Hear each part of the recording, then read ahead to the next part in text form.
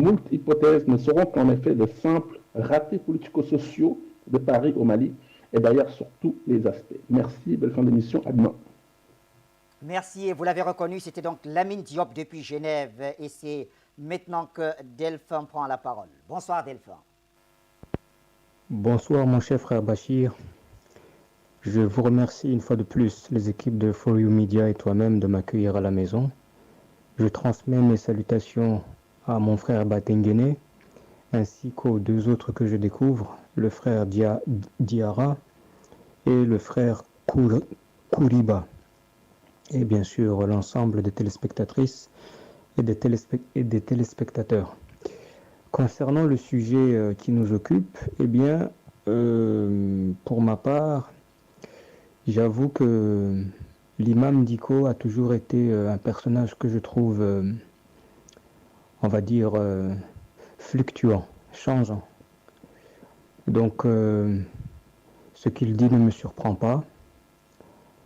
Mais bon, moi je pars du principe que, à présent, le pays est entre de bonnes mains.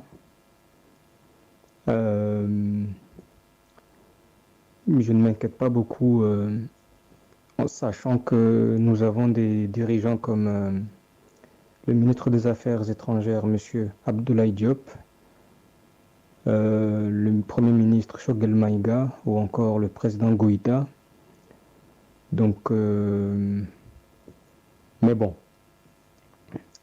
il faudra veiller à tout prix à ce que il n'y ait pas d'acteurs endogènes, que ce soit l'imam Diko ou un autre, qui viennent perturber la bonne marche sur laquelle se trouvent non seulement les autorités maliennes, mais aussi le peuple malien dans sa globalité. Et le membre sur le plateau, le frère Diara, qui représente le groupe IR et Wolo, est là justement pour nous rassurer. Donc voilà mon cher frère, pour ne pas monopoliser le micro, je préfère m'arrêter ici et je reviendrai pour d'autres émissions. Bonsoir à tous, bonsoir à toutes. Allez, bonne soirée très cher Delphin depuis Gitega au Burundi. Nous quittons le Burundi pour l'Allemagne et bien les noms se ressemblent presque, c'est Zerfel cette fois-ci. Il nous appelle d'Allemagne. Bonsoir cher ami Zerfel. Ok, bonsoir Bachir. Bonsoir aux invités, bonsoir à les deux frères qui sont de l'autre côté de l'Afrique. Moi, comment dirais-je, disons au Mali, je veux dire, ce qui se passe avec ce monsieur, l'imam, je suis dépassé quoi. Voici un monsieur, on ne peut pas confondre, comment dirais-je, des choses qui ne peuvent pas se mélanger. Lui, il est un religieux. Tu es sorti, comment dirais-je, pour aider ton peuple. Cela ne te fait pas un politicien. C'est comme moi, je sors, et à Abidjan, comment dirais-je, les gens, ils parlent, après, je vais me positionner pour dire que je vais être président de la Côte d'Ivoire.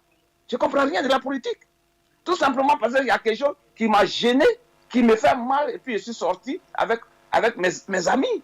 Cela ne va pas m'emmener pour dire que non, si les politiciens, la tête ne peut pas être et porter le chapeau. Il faut qu'on soit clair avec ça. Mais attends, voici des gens, mais attends, c'est religieux. Là.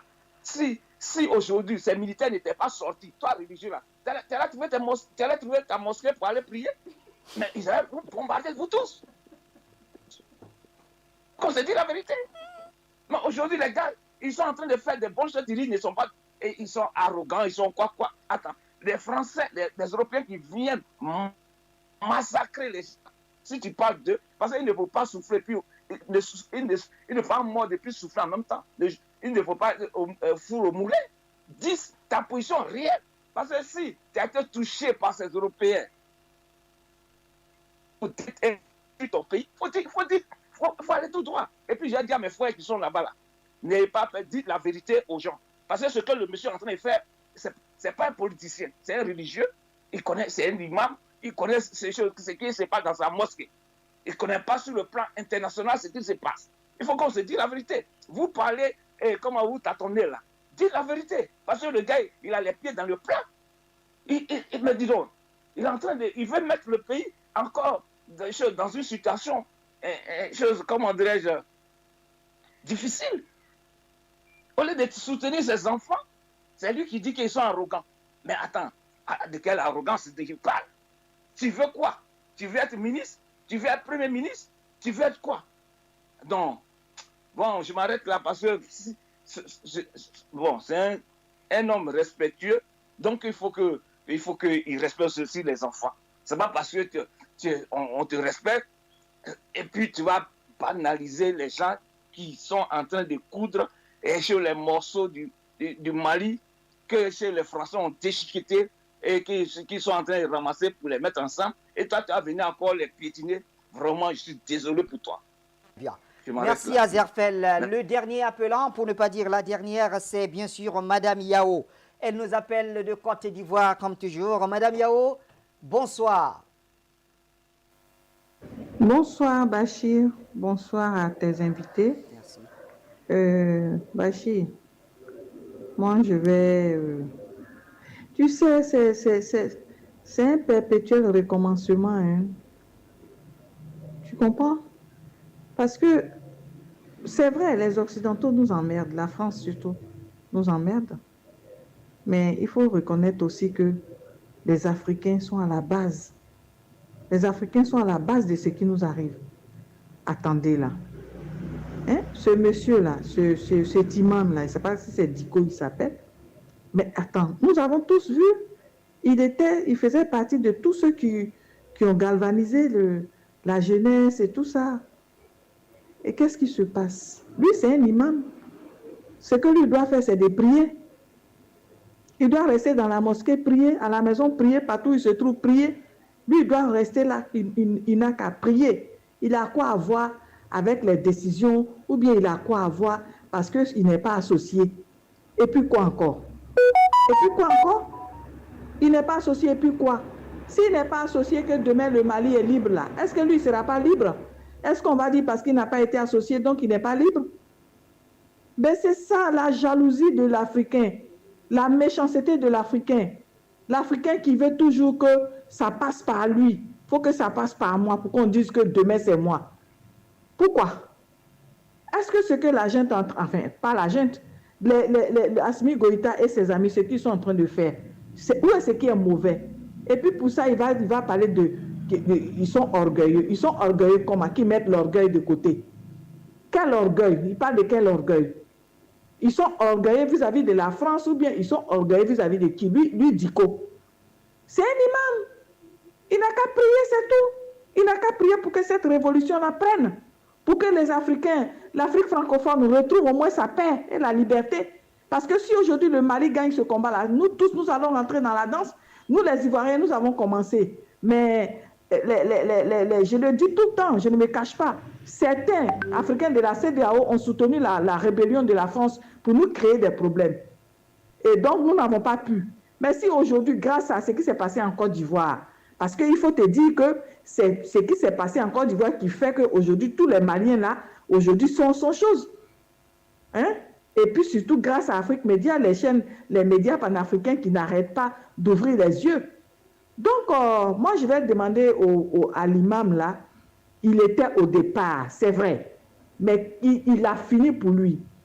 Lui, son rôle maintenant, c'est de prier. Il n'a qu'à prier à ce que ça marche. Il n'a qu'à prier à ce que la France nous laisse tranquille. C'est ce qu'il doit faire. Il ne doit pas être celui il doit pas être le fauteur de troubles. Ce n'est pas lui qui va donner l'occasion aux ennemis de venir encore tirer le Mali vers le bas. Au lieu qu'on y va. On y va, eh bien, on voulait bien refermer, mais on me fait savoir qu'il y a une personne, un nouveau numéro qui essaye de nous joindre depuis la France.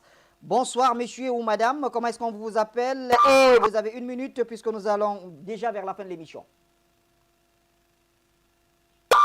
D'accord, la ligne s'est coupée malheureusement. Eh bien, on revient. C'est pour faire un dernier tour de table. Commençons par nos invités du côté du Mali. Eh bien, Alaï, je vais commencer par vous. En 1 minute, au moment de sortie, on s'interroge quand même, c'est une question qui nous semble très importante. Comment vous expliquez le fait que la sortie de Mahmoud Dicko soit fortement relayée dans la presse occidentale?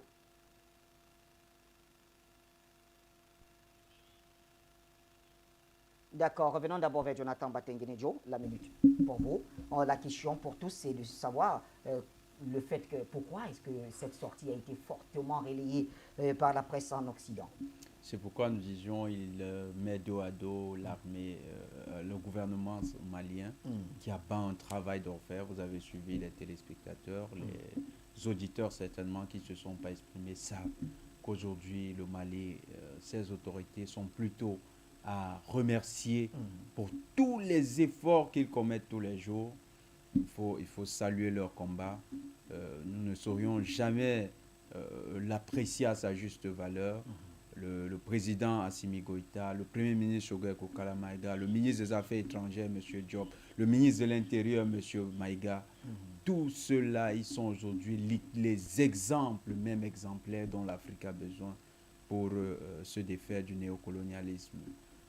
Ce que l'imam a fait, il a joué le jeu des puissances néocolonialistes qui veulent à tout prix dire, si nous sommes considérés comme le mauvais enfant de la maison, eh bien il faut aussi leur pointer du doigt et montrer qu'eux aussi ils ont leur part de responsabilité. C'est faux. Les autorités maliennes ne sont pas responsables de l'état dans lequel le Mali se trouvait il y a peu de temps. Plutôt, le bon bilan qu'elles affichent parle en leur faveur et parle éloquemment des bonnes actions qu'ils posent pour reconstituer un État fort, un État fier, un État qui est prêt à défendre sa souveraineté. Nous allons encore réaffirmer notre soutien aux autorités de Bamako en disant, cher imam, votre place, c'est devant les fidèles. Rejoignez votre mosquée et laissez la politique. Eh bien, rejoignez la mosquée, laissez la politique. C'est le message de Jonathan Batenguene. On en profite donc pour remercier Moussa Zandiara depuis le Mali et Alaï Koriba, on l'appelle colonel, donc qui était avec nous. Et la connexion nous a fait un petit coup, mais on a pu les écouter comme il se doit. En tout cas, on les retrouvera dans les prochaines éditions. Et pendant ce temps, on referme aussi l'édition du soir. C'était la dernière de la semaine. Je vous retrouverai demain aux côtés de Sike Ndoumbe pour la grande émission L'International sur Foyo Média. Bonne suite.